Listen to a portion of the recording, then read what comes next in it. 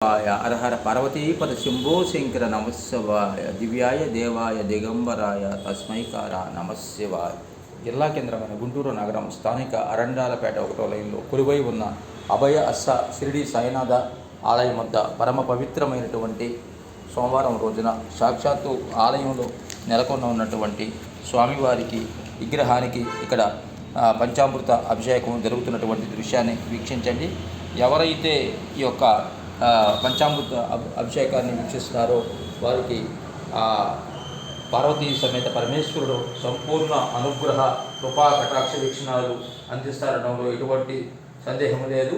దివ్యాయ దేవాయ దిగంబరాయ తస్మైకార నమశివాయ.